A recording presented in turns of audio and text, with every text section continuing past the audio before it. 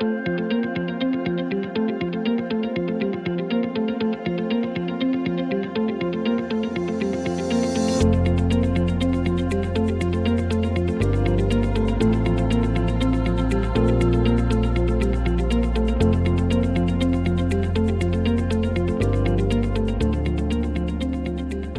tardes a todos. Estamos nuevamente en una nueva edición de Ateneos Interactivos de Retina. Hoy tenemos una serie de casos bastante interesantes presentados por el doctor Capriotti, el doctor Barbarrey y el doctor Schlein. Como la transmisión se realiza a través de YouTube, vamos a invitar a todos los que estén de espectadores en el Ateneo a que realicen sus preguntas a través de esa plataforma para que tanto el panel como los expositores puedan responder. Entonces, para dar lugar al primer caso, vamos a invitar al doctor Martín Capriotti, el doctor es retinólogo en Villa María, Córdoba. Martín, te invitamos a que compartas la presentación para dar inicio a esta nueva edición de Jueves Interactivos de Retina de Lazarillo. Bueno, ¿qué tal? Buenas tardes a todos. Un placer estar acá. Ahí voy compartiendo pantalla. Si arrancamos con el caso. Buenas.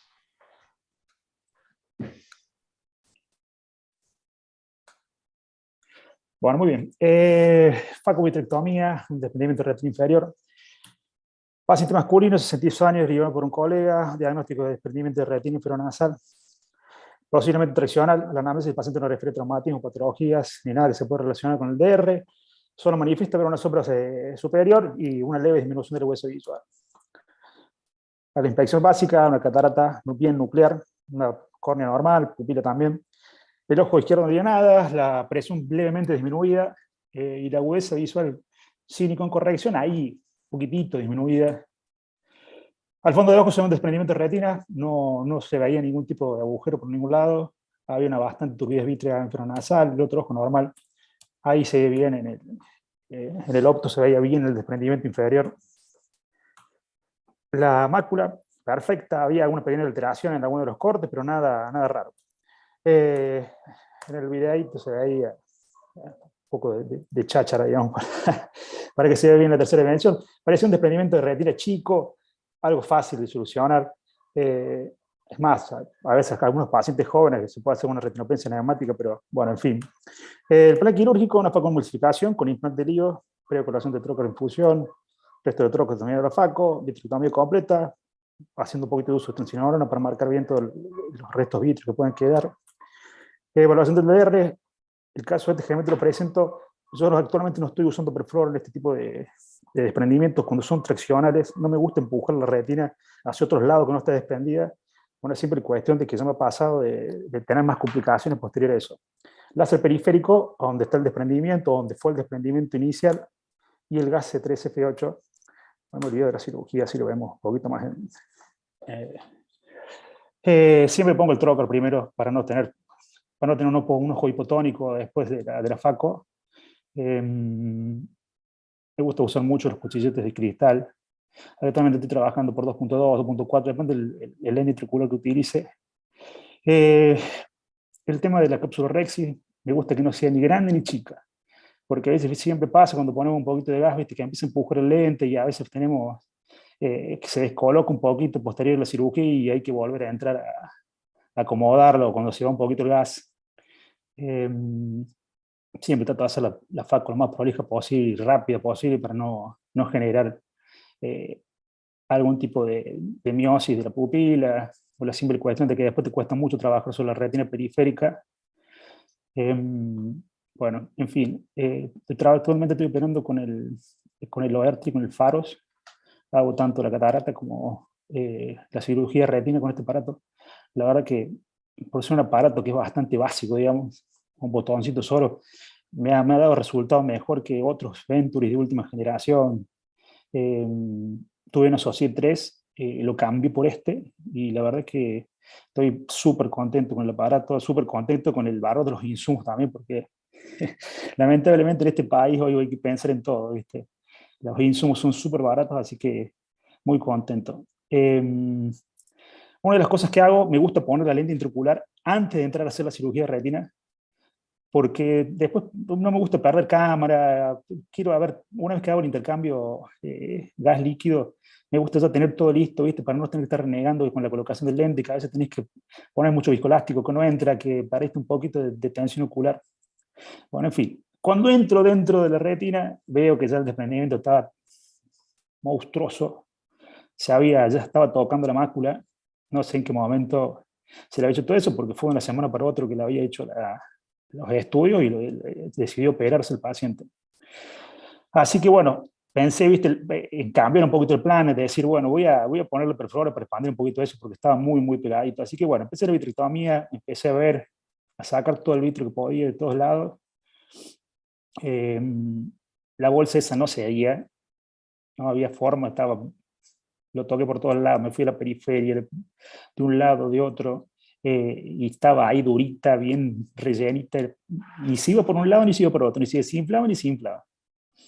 Así que bueno, hice una venovitrectomía, tratando de sacar todo lo que pueda, bien sobre todo de la parte donde estaba la posible tracción, y estaba ahí el desprendimiento bien, bien marcadito. Me fui bien en la periferia, ahí se ve un poquito más como que el vitro estaba más denso, que posiblemente no se haya originado la tracción. Me puse a buscar bien, a ver si había algún agujerito o algo, no encontré absolutamente nada. Puse un poquito de tensionóloga, para tener, a ver que no me quedara vitro, sobre todo ahí, bien, como que hubiera un poquito de hialoide que estuviera pegada. No encontré nada, estaba bastante despegada la hialoide, se cayó, la tensionóloga fue directo al fondo, cuando la moví un poquito no tenía prácticamente nada, quedó ahí, así que la saqué. Siempre me gusta dejar un poquito de tensionóloga como un poquito antiinflamatorio, algo, por una simple cuestión de, siempre que, o sea, bajo mi punto de vista, siempre que hay un desprendimiento, siempre hay una inflamación ahí. Eh, bueno, todo reciente ahora, el tema de la influencia de las células gliales del epitelio pigmentario, ¿no? Como producto para de los redesprendimientos, para la formación del PBR. Está estudiado ahora que estaba leyendo hace poco, están utilizando el metotrexato intravitreo después de la cirugía para aliviar un poco eso. Bueno, ¿qué es lo que hago? El láser, 180 grados, en todo lo que originalmente yo veía el desprendimiento. O sea, porque una vez que yo hice el intercambio aire líquido, se me quedó bien marcadita la bolsa, entonces le hago bien, bien todo el láser en la zona donde está el desprendimiento primario, digamos, que me hizo la compresión y el aire cuando hice el intercambio. Me gusta hacer eso. Cuando termino la cirugía, o sea, esa pequeña bolsita va a quedar, esa pequeña bolsita de colección de líquido dentro de la retina. Le hago el intercambio, le hago un C3F8, 20-30%, para que se expanda un poquito, tampoco se expanda mucho. Y bueno, y listo la cirugía. Ahí se ve cómo está bien comprimiendo, que ya me levantó un poquito el lente intraocular. Hice un pequeño dibujito para que sea algo un poquito más práctico de lo que yo, digamos, marco, de lo que quedó, de lo que era la bolsa, de cómo se veía bien. Por supuesto que acá en el video tal vez no se puede expresar bien, pero era una bolsita bien marcada de colección de líquido. En otras partes de la retina no se veía más desprendimiento, ni se veía ningún tipo. Y lo que es el láser que le hago periféricamente a esa bolsa, para que después cuando haga compresión el paciente, cuando haga su reposo boca abajo, eh, comprima eso y se vaya de a poquito, digamos, de a poquito reabsorbiendo, sin hacer desprendimiento de otras zonas que no estaban desprendidas en su primer momento. Lo que yo pienso de perflor, generalmente cuando hay este tipo de desprendimientos que son bien marcados, cuando uno pone perflor y empieza a expandir, va como tocando otra zona o va llevando el líquido a otra zona que no estaban desprendidos, lo que ocasionamos un desprendimiento autoinducido por nosotros, bajo mi punto de vista, que va a traer otras complicaciones, más movimientos de toqueteo de epitelio pigmentario que está relativamente normal con su retina pegada, que bajo mi punto de vista, para mí, con este tipo de desprendimientos son bien marcados y chiquitos, traccionales, va a aumentar la tasa de desprendimiento, más activación de zonas pigmentarias afectadas, con células gliales moviéndose y con más posibilidad de un PBR extra, y activar a lo mejor algún desgarro que no estaba activo, que a lo mejor ahí pasó desapercibido, que no lo logremos mover bien, y que nosotros a lo mejor llevando el líquido a esa zona, activamos la zona de posible desprendimiento o otro tipo de patología que no estaba. Mis tips que tengo en este tipo de desprendimientos a ver, hay algo que yo no negocio más, y es el tema de, yo los mayores de 45 años, que le voy a hacer una vitrectomía, ya entro con un ojo sin catarato o sin cristalino. O sea, hasta el cirujano más experto a veces haciendo las entradas con los trócares, toca el cristalino y ya tenemos algo que tenemos que volver a operar, y la verdad que no me gusta. Si ya tiene un poquito, que uno lo ve un poquitito de color ese cristalino, me gusta sacarlo. En menor de 45 años, si un retraccional como este, prefiero probar a lo mejor con una retinopexia, hacer un poquito de crío y ver si con eso resuelve. En los reumatógenos, si en un agujero chico, también en un retinopexia más crío. En agujeros grandes o múltiples, la verdad que si tengo que veo que voy a renegar mucho una vitrectomía, le trato de hacer una facovitrectomía y la verdad que trato de resolver ese problema. Y siempre dejo algo de trensinolona porque la verdad que me da mucho resultado en cuanto a la inflamación posterior del ojo. Y aceite en caso de desprendimiento o en DR por retinopatía, que sé que va a tener una alta chance de desprendimiento, es cuando uso el aceite. Bueno, esta es la foto del fondo de ojo con mucho gas, cómo había prendido todo, cómo estaba la zona de la mácula que nosotros habíamos desprendida, y seguramente que, esto es un caso muy reciente, seguramente que cuando baje un poquito el gas se va a ver bien donde estaba marcado toda la cantidad de láser que había hecho. Ahí se ve un poquito mejor cómo está totalmente. Bueno, en fin, hay un poquito del 3D para que se vea la parte inferior que está bastante bien pegadita. Bueno, muchas gracias. Bueno, no sé si hay alguna pregunta del chat ahí. Yo tengo un par de aclaraciones, un par de preguntas. ¿Por dónde salió el líquido cuando hiciste el intercambio? ¿No viste por dónde salía el líquido? Porque ahí es donde No. En ningún momento salió líquido. La bolsa quedó armada. En ningún momento vi que saliera líquido. Se quedó una bolsita, vamos a decir, de un tamaño, vamos a decir, un 30% de retina, digamos, que estaba ahí desprendida, y es lo que quedó. O sea, si uno se iba por un lado o para otro, estaba la bolsita esa ahí, y por más que la presionara, o sea, por más que presionara con el aire, no iba por ningún lado, estaba ahí. O sea, no había ningún pero desgaste. ahí lo que te sirve justamente es poner perfluoro, porque vos le pones perfluoro de abajo para arriba, y el Sí. perfluoro se va, es un signo, ¿viste? Que vos poniendo perfluoro se va llenando el ojo con perfluoro y vos ves de dónde sale el chorro del líquido. O sea, justamente, o sea, yo lo que hago en estos casos, era un desprendimiento de retina inferior, dijiste, porque el dibujo estaba al revés después. Sí, desprendimiento inferior. Bueno, ya desprendimiento inferior para mí son bastante complicados porque en realidad uno duda muchísimo después el posicionamiento del paciente. Sí. Tienes que posicionar al revés o poner un explante.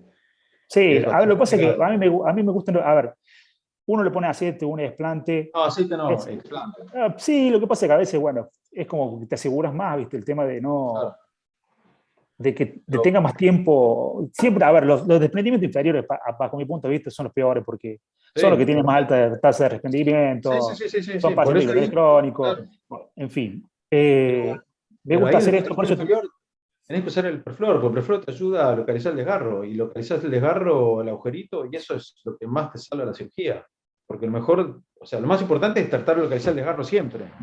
Entonces vos le pones perfluoro o aire si querés. Bueno, aire no para abajo, pero le pones perfluoro que va de abajo para arriba, y te va llenando Sí, seguro. Bueno, pero por eso, a ver, justamente presentaba esto porque genera un poco de controversia y que charlemos un poquito de esto. Sí. Te voy a repetir, a veces pasa, me ha pasado con este tipo de desprendimientos, que uno empieza a poner perfluoro y se empieza a ir no solamente para arriba, sino que empiezas a apretar zonas de retina hacia más, digamos, hacia superior o hacia temporal o nasal, y que se van produciendo desprendimientos autoinducidos por nosotros, porque a veces el líquido no tiene por dónde salir. Yo cuando tengo un desgarro visto, sí voy a usar perfluoro porque sé para dónde va a escapar. Es más, uno se mete con la punta del vitrectomo y empezás, digamos, a sacar el líquido de ahí. Pero el desprendimiento de retina no te avanza, no, se autolimita solo, se pinta la bolsa, pero no te avanza con el perfluoro. Yo en este caso lo que he hecho, yo lo que hago es una retinotomía, una pequeña retinotomía. En vez de usar perfluoro, hago al revés. Hago una pequeñísima retinotomía al lado nasal, lejos de un paso, y pongo aire de arriba para abajo, si no encuentro el desgarro. Y después hacer así intercambio fluido-aire, y hago toda una barrera con el láser inferior, y a veces, algo que me da muchísima fiaca, es poner un explante, porque cada vez me da fiaca y yo creo que es un error no enseñar a poner sí, eso es cierto, Claro, si no, como dice acá, ponerlo boca abajo, bueno, sí, si el desgarro es inferior, hay que ponerlo boca abajo al paciente. Sí, tiene que estar las 72 horas, 96 horas boca abajo. Eso es. Eso no se negocia con el paciente, porque es a ver, lo que da la tasa de éxito, ¿no? Claro, pero dejarlo con líquido, sin saber dónde está el desgarro y con el láser hecho, tiene posibilidades de decir que por ahí el agujero es muy chiquitito y por ahí no te recibió por No, no, eso. seguro. Después el líquido a ver, cuando uno le pone boca abajo y el gas va haciendo presión, el trabajo que vos no hiciste en quirófano lo va haciendo solo y a veces es como más paulatino, digamos. O sea, se va drenando solo y a veces ni siquiera Sí, se drena, se va drenando directamente por una, digamos, una absorción en el epitelio pigmentario. sí.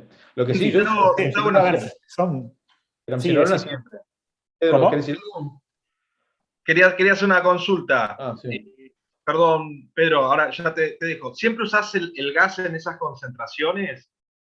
Yo por lo general uso Sí, 12, no, 14. no. Trato de Sí, no sí, irme lo que más pasa es que, para que no a se ver, hipertense, ¿no? necesito que expanda porque, a ver, yo estoy haciendo algo que no tengo que hacer. O sea, ya de por sí no utilizar el perfluoro o no dejar bien repegada la retina, cuando yo salgo del ojo, yo necesito que algo, que el gas esté mucho tiempo y que se expanda un poquito y que me cubra bien la retina. Es un paciente que lo controla mucho, veo que no tenga hipertensión, hay pacientes que da directamente, a lo mejor se va con un acetosomalamido por boca directamente cuando sale del quirófano, o sea, lo trato de controlar mucho. Eh, te digo, personalmente a mí me da muy buen resultado. O sea, las tasas de arrepentimiento con este tipo de técnica en pacientes que son colaboradores, que hacen la posición boca abajo, andan muy bien, andan muy bien. Pero bueno, tiene Sí, que yo tener hubiera hecho eso. algo totalmente Sí, distinto. La verdad que sí. yo hubiera hecho una retinotomía o pudiendo poner perfluoro para tratar de localizar el desgarro. No sé, Pedro, si quieres decir algo. Estás muteado, no se te escucha.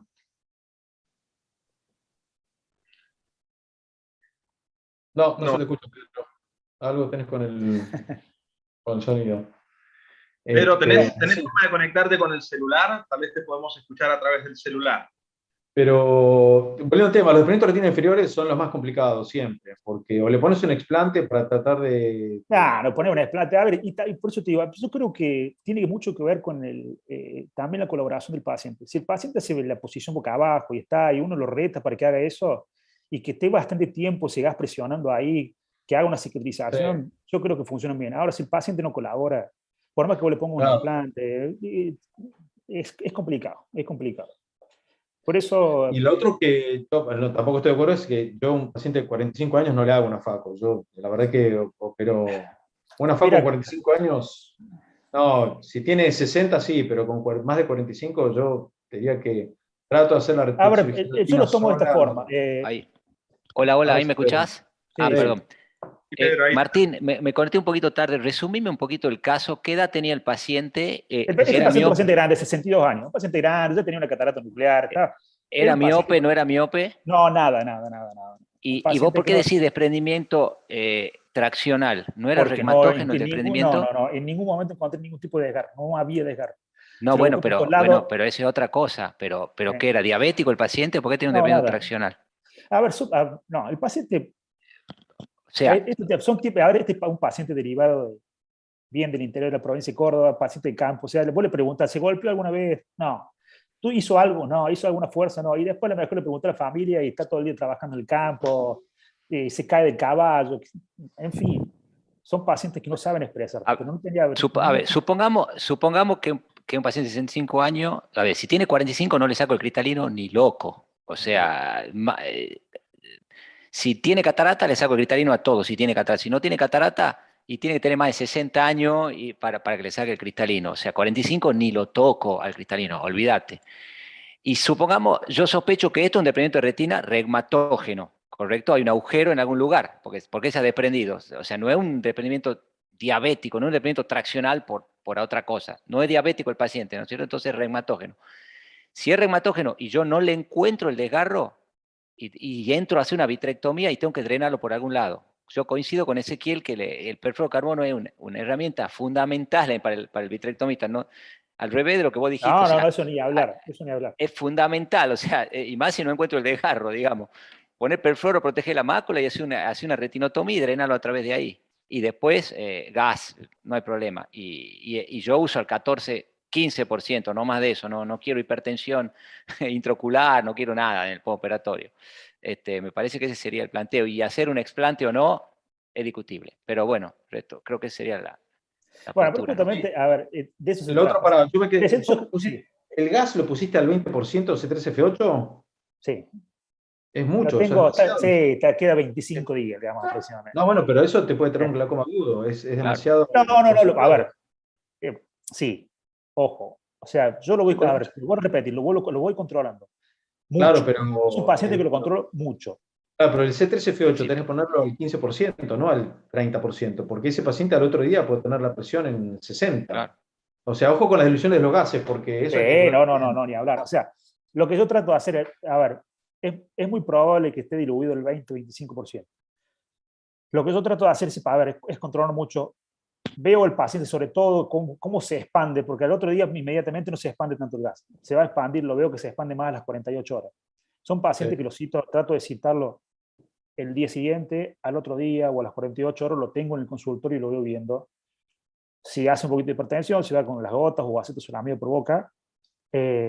La verdad es que no he tenido problemas, no he tenido muchos casos que no me hayan hecho mucha hipertensión. Sí, con una buena expansión y con una buena cobertura de toda la retina. Sí, pero ¿Y ojo, qué ¿no? pasa? ¿Y qué Dale, Pedro. pasa si pone al 34% y hace la hipertensión? Porque es No, difícil. no sé, sí, sí, sí. ¿Qué, Y a Claro, veces puedo pensar que lo qué estás hace? diluyendo el 15%, lo estás diluyendo el 15% y lo diluiste mal y también te hace una hipertensión. No, Ojo, bueno, piojo, eso no, obviamente, también, pero no, sí, no, no, bueno. me parece otra cosa. No, eso claro, eso si lo viste mal, sí, sí. está mal puesto, pero si uno piensa que lo hace bien y lo pone el C13F8 al 30%, eso no puedes ponerlo así, porque te explota el ojo a los 2 días. Sí, sí, sí.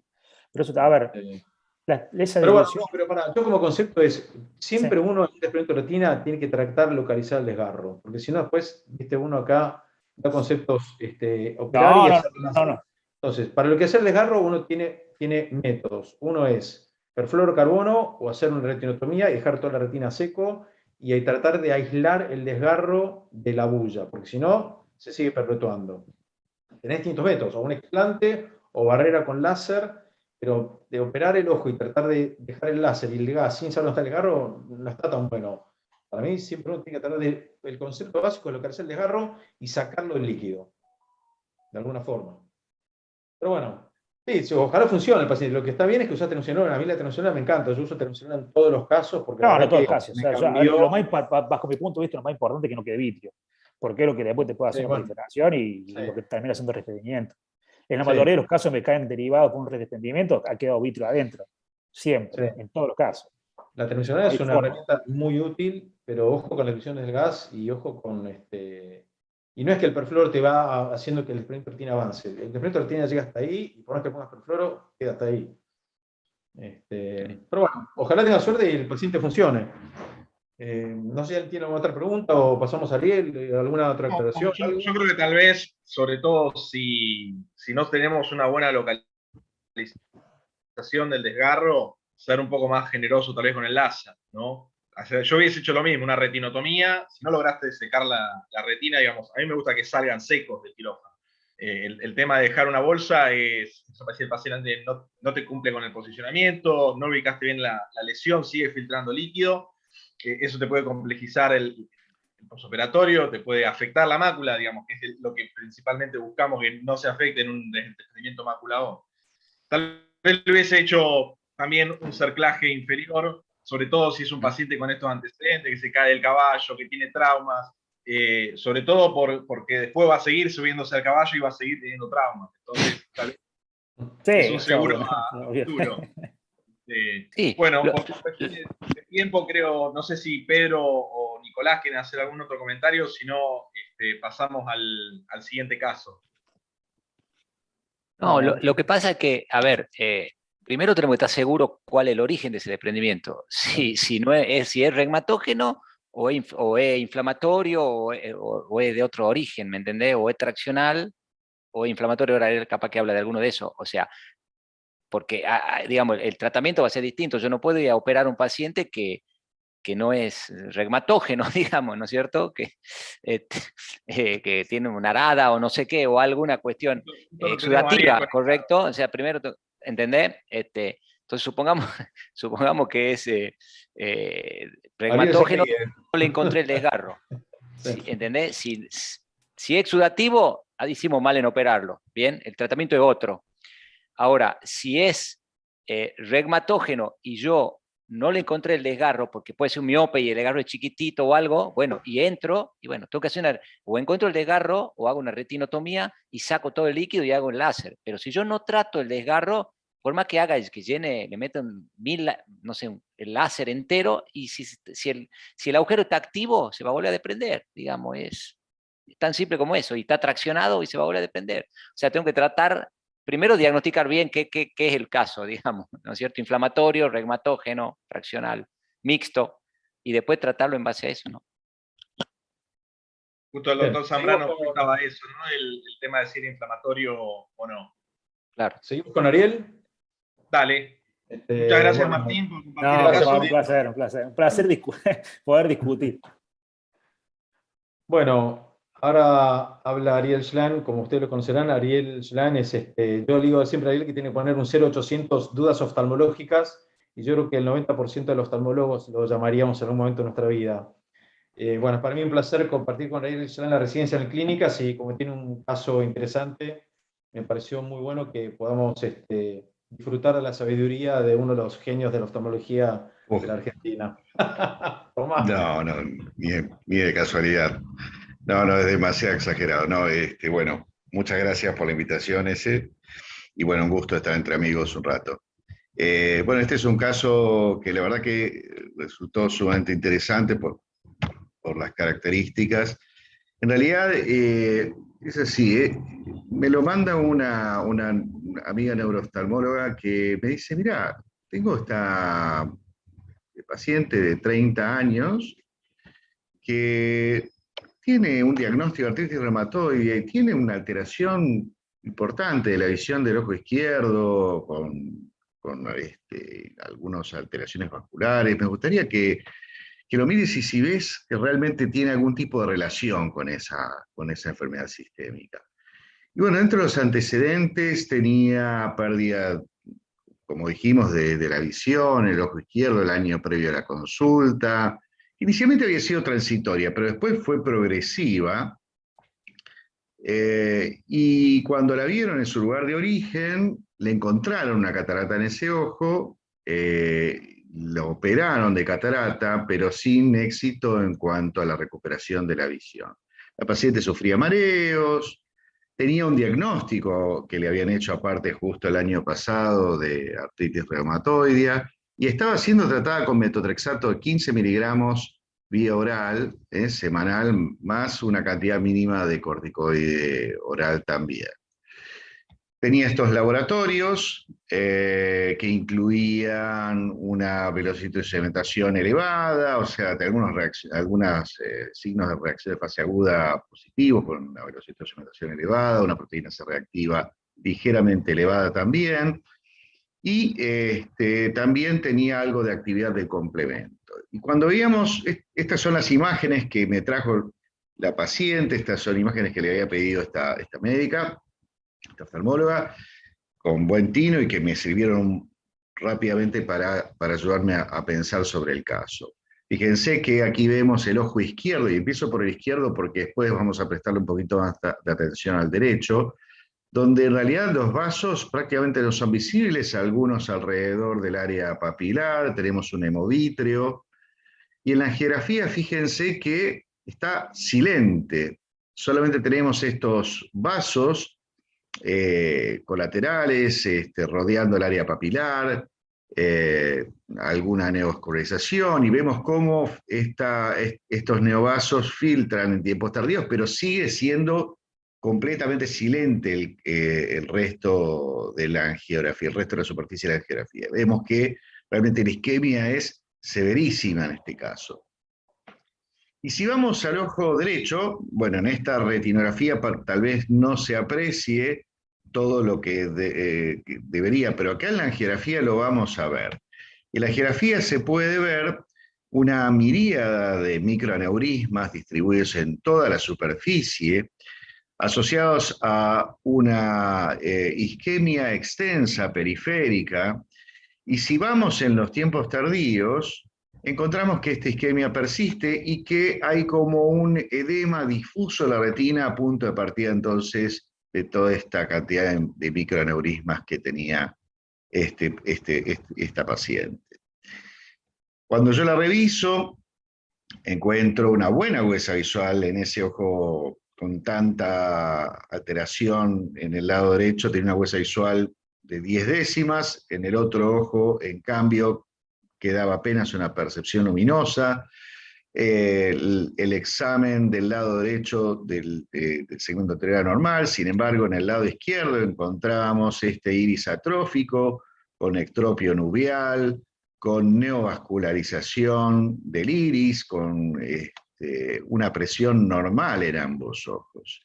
Y ahora yo les pregunto, ¿qué diagnóstico podrían pensar con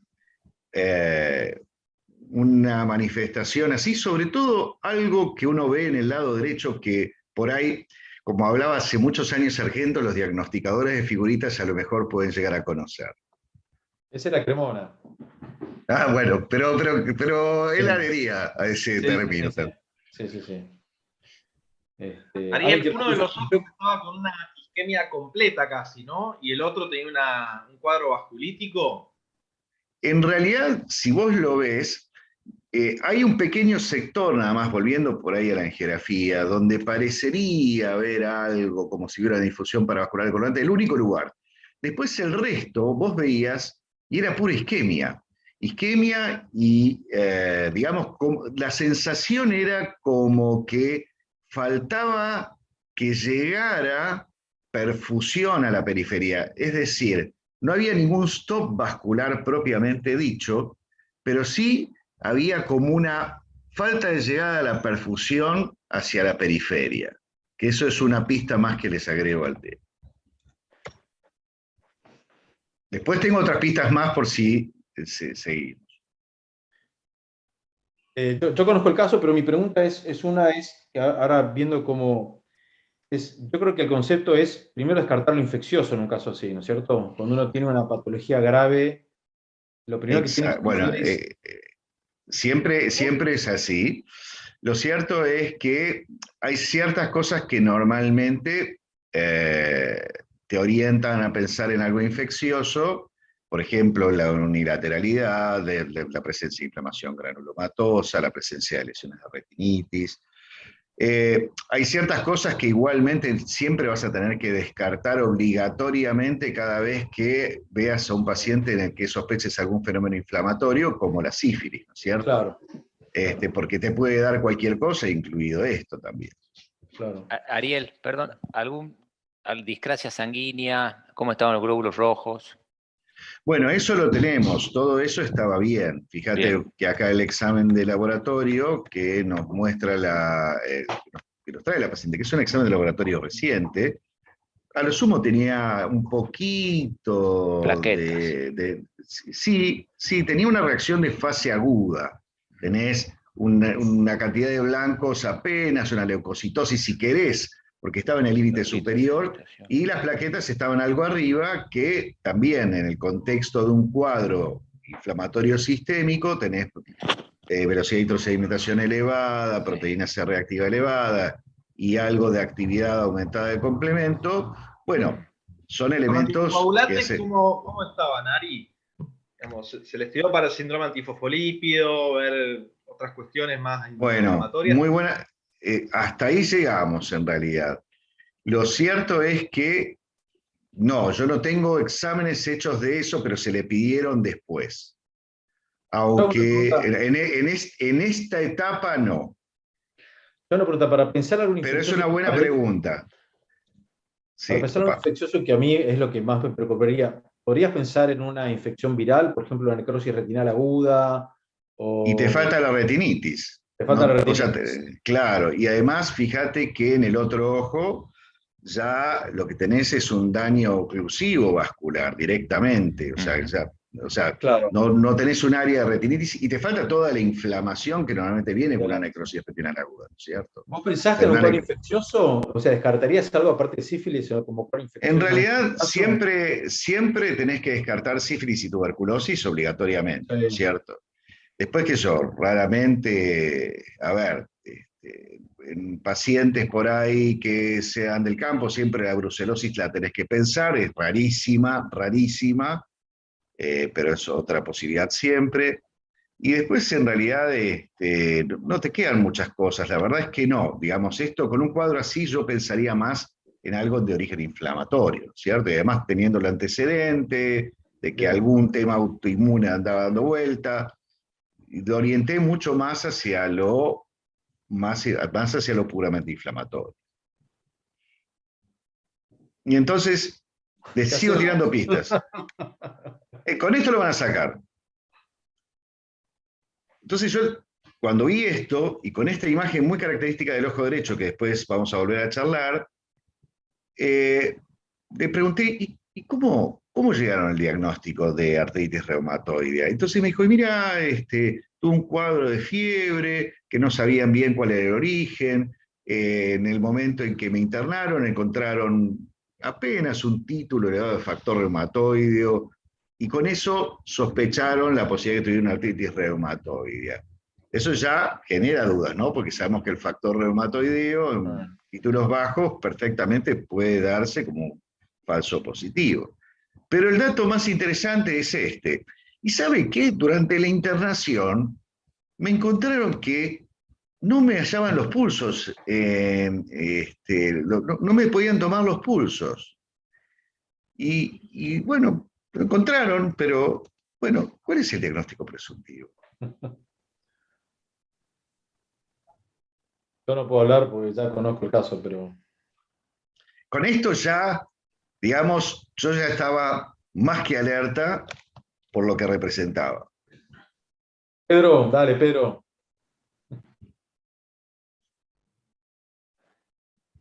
Bien. Una arteritis. Está muy bien, estamos buscando una vasculitis, correcto. Sí. Acá hay una vasculitis dando vueltas, sin lugar a dudas. Pero tenemos un indicio de que hay una dificultad en la perfusión de la arteria central de la retina del lado derecho, una oclusión devastadora del lado izquierdo, y además ausencia de pulsos radiales. Y sí, bueno, digamos, ¿a qué apuntamos con esto, no? Una arteritis de Takayasu. Sí, señor, muy bien, una arteritis de Takayasu, correctamente, muy bien. Y, perfecto.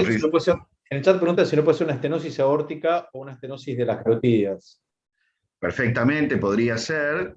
Lo cierto es que es raro que sea bilateral y que tenga esta evolución progresiva y que tenga, digamos, este compromiso de repente tan profundo de un lado y del otro tuviera ese tipo de desarrollo y además tuviera ese fenómeno inflamatorio sistémico que está dando vuelta, ¿no? Porque tenemos elementos de reacción de fase aguda. Acá tenemos que pensar en otra cosa. Pero puede ser, es verdad que la estenosis carotidia, largo, digamos, progresiva, puede dar características similares a lo que vemos. Así que bueno, lo que en realidad yo pensé, dije, esta chica tiene un Takayasu, y si tiene un Takayasu e hizo eso del otro lado, no me quiero imaginar cómo está su carótida y su arteria oftálmica del lado derecho. Así que lo que hice fue mandarla a internar, la mandé a que la pulsen en el lugar donde ella tenía posibilidad de hacerse el tratamiento de acuerdo a su obra social, y aparte la mandé con indicaciones para que, teniendo en cuenta la sospecha de Takayasu, la estudiaran desde ese lado, y bueno, la vio la gente de reumato allí, y además, por supuesto, le pidió todos los estudios necesarios para descartar otras etiologías, incluidas el síndrome antifosfolípido, como bien nombraron. Y bueno, y vamos un poco a qué es lo que encontramos. Y lo que encontramos es que en la angioresonancia magnética nuclear, lo que se encontró es un estrechamiento de la carótida interna izquierda en todo su trayecto. Fíjense, comparen qué es lo que está sucediendo, ¿no? Y bueno, y básicamente, ¿qué es lo que se vio en el ecodoppler de vasos de cuello y arterias oftálmicas? Ambas carótidas estaban comprometidas, la del lado izquierdo claramente mucho más, teniendo en cuenta lo que veíamos en la angiografía, pero en el lado derecho también había alteración de la carótida común y de la subclavia, y también había alteración de ambas arterias oftálmicas. En el caso del lado derecho, un poco más sutil, teníamos una ausencia de onda dícrota que nos está indicando ya algún tipo de alteración de tipo preoclusiva, y del lado izquierdo ya directamente el fenómeno era preoclusivo directamente, ¿no? Con flujo de baja velocidad en la arteria oftálmica directamente, y la carótida externa, inclusive del lado izquierdo, estaba sin señal vascular. Así que bueno, como conceptos, ahora voy a trasladar esta barra de acá, básicamente hay que tener en cuenta que la arteritis de Takayasu, que es una enfermedad rarísima, ocurre o sea, la incidencia es de un caso cada 2,5 millones de personas. O sea, realmente es algo muy infrecuente de encontrar. Es una vasculitis de los grandes vasos. Entonces, puede provocar hipertensión arterial, sobre todo por el cierre de las arterias renales. Puede haber, justamente como vimos, ausencia de los pulsos arteriales generados por esta inflamación vascular, y bueno, justamente se ven angiografías anormales en diferentes partes del organismo, incluido, como podemos ver, en el sistema nervioso central. De hecho, dentro de la resonancia magnética había también indicios de edema vasogénico en el hemisferio izquierdo. O sea, realmente la paciente estaba a punto de tener un trastorno severo desde lo neurológico. Y lo más común es que se encuentre retinopatía hipertensiva, porque es su característica más frecuente, ¿no? Que haya realmente fenómenos oclusivos a nivel renal que lleven a la hipertensión arterial. Y después existe una descripción característica de lo que se llama una retinopatía de Takayasu. Hay que recordar que Takayasu fue un oftalmólogo en realidad. Fue un oftalmólogo el que describió por primera vez esta vasculitis. Y básicamente consta de esta miríada de microaneurismas asociados a esta isquemia periférica. Y también puede darse los fenómenos de síndrome isquémico ocular, tanto del segmento anterior como del segmento posterior, como el que tenía esta paciente en su ojo izquierdo. Hay manifestaciones más raras. Nosotros tuvimos la oportunidad en su momento de ver un caso donde por compromiso de las ciliares posteriores cortas, además tenía isquemia aislada de la coroides. Este es otro caso de una paciente de 18 años que desarrolló en su ojo izquierdo un área de isquemia coroidea con fenómeno exudativo y liberación de fibrina al espacio submacular, como podemos ver acá. Y después, fíjense en el ecodoppler, el ecodoppler de la arteria oftálmica y de las ciliares posteriores cortas, cómo se ve afectado el flujo de las ciliares posteriores cortas en este caso, este segundo caso que les estoy mostrando. Bueno, básicamente la arteritis de Takayasu tiene 3 criterios mayores y 10 criterios menores, de los cuales la paciente que nosotros vimos cumplía básicamente con 3. Tenía, por un lado, la ausencia de pulsos, tenía fiebre de origen desconocido, no sé si podríamos hablar de que haya tenido hemorragia transitoria, pero sí tuvo fenómenos transitorios de pérdida de la visión y después posteriormente progresivos, y además signos de reacción de fase aguda entre los criterios menores, y la presencia además de lesión de la carótida común. Con todo esto... Vamos terminando. Con todo esto ya termino. Así que bueno, básicamente es eso, hay que prestarle atención a los antecedentes, cotejar los antecedentes con los hallazgos clínicos, porque es la forma de obtener diagnóstico en la mayoría de los casos. ¿Cómo le fue a la paciente? ¿Bien? A la paciente le fue bien, digamos, por lo menos sigue viendo. Bien, digamos, bueno. Sigue viendo y no está hemipléjica, que ya es suficiente, digamos. ¿Y el tratamiento que tuviste es un tratamiento en la retina o no? ¿O es isquemia láser que hacer en la retina o no? Mira, en términos generales, bueno, mira, del lado izquierdo, ya no hay mucho que hacer. No, el derecho, digo yo. Y del derecho habría que necesariamente pensarlo. Pues es una paciente que yo solamente vi, diagnostiqué y después volví a mandar a su lugar de origen, hay que ver si potencialmente después pueden hacerle láser allá. Yo quedé en algún momento en volver a verla, pero la idea es que sí, en la periferia esta paciente posiblemente necesita hacerse láser. Perfecto. Increíble. La verdad que, Ariel, gracias. No, Siempre aportás este tipo de casos que nos hacen salir un poco de la vitrectomía. La verdad que muchas gracias por compartirlo. no, por favor. Gusto, gracias por la invitación. Gracias, Ariel. No sé si hay alguna pregunta de los espectadores. Y no, ya se respondió todo. Bueno, Ariel, muchas gracias. Vamos a pasar entonces al doctor Martín Valvarrey. El doctor es parte de la Fundación Zambrano. Martín, si querés compartir la presentación. Bueno, muchas gracias por la invitación a la SARIP a participar en este Ateneo.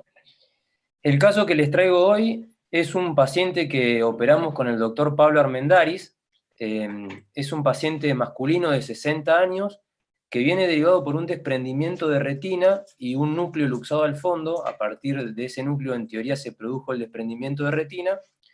Y el paciente no presentaba antecedentes de jerarquía. Él refería que hacía un tiempo, unos meses, se había golpeado con un tubo mientras trabajaba y de a poco le había empezado a bajar la visión.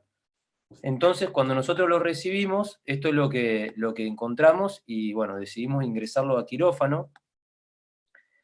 Esta es la retinografía donde se ve el núcleo luxado con un desprendimiento de retina total. Este caso lo abordamos con chandelier de entrada, así que empezamos a hacer la vitrectomía para despegar bien el vitrio y liberar el núcleo antes de poder dedicarnos a trabajar en él. Entonces, con tiempo y paciencia, comenzamos a hacer una vitrectomía lo más prolija que se puede, cuidando de no seguir dañando la retina. Siempre y sobre todo en estos casos utilizamos triamcinolona para teñir el vitrio y poder ir despegando bien la hialoides y asegurarnos justamente de que la cavidad vítrea está libre de hialoides. Un signo que podíamos observar acá es cómo el cristalino se movía libremente. Eso indica que no había hialoides. Trabajamos un poquito más sobre la periferia, teniendo cuidado porque estaba muy bullosa la retina, entonces cuidando de justamente no dañarla ni hacer algún otro desgarro o rotura iatrogénica. Luego ponemos un poco de perfluoro para estabilizar la retina, proteger la mácula y tratar de planchar un poco esta retina justamente para trabajar con más tranquilidad. Nos vamos ayudando con la segunda mano, con la endoluz, para hacernos espacio y ver cómo se va comportando la retina mientras vamos inyectando el perfluoro. Después, en este caso, y acá voy a poner pausa en el video, agrandamos la esclerotomía con un Bilance, la hacemos de aproximadamente 20 G y colocamos el faco sin el slit, solamente el tip de faco, para poder fragmentar el núcleo en el fondo, porque con el vitrectomo no se podía comer porque era muy duro. Entonces lentamente empezamos a emulsificar los pedazos del cristalino.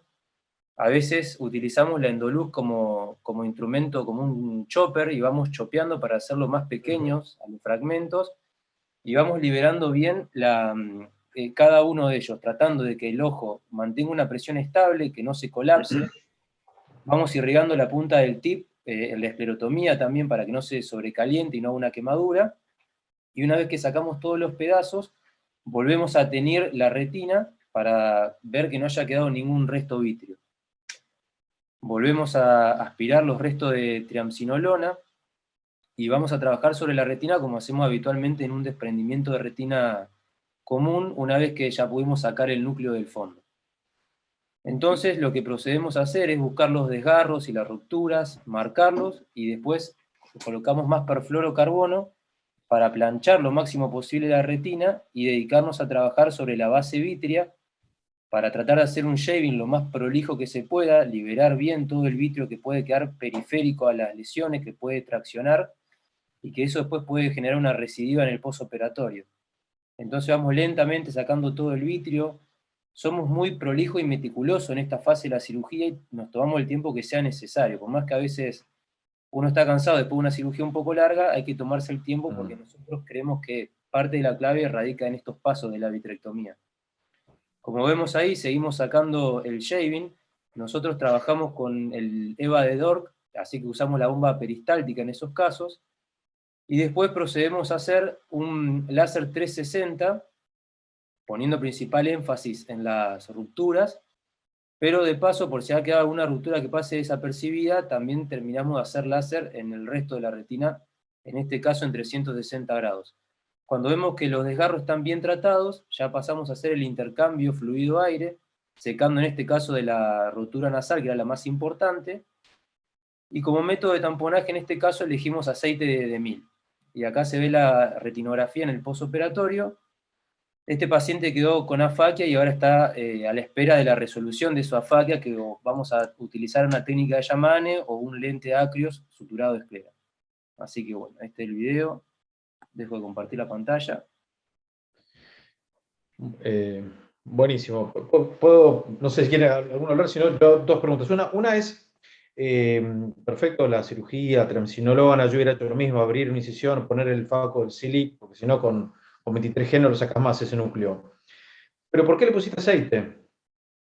Porque Eso la es una pregunta que no me queda claro. Y la otra, un concepto que me parece que por ahí, no sé si lo dijiste, es que cuando vos decís que el cristalino se mueve libremente, eso significa que la hialoides está desprendida. Eso no es tan así. O sea, la hialoides puede estar totalmente pegada, salvo que te refieras a la hialoides anterior, pero la hialoides posterior puede estar totalmente pegada aunque el cristalino se mueva libremente.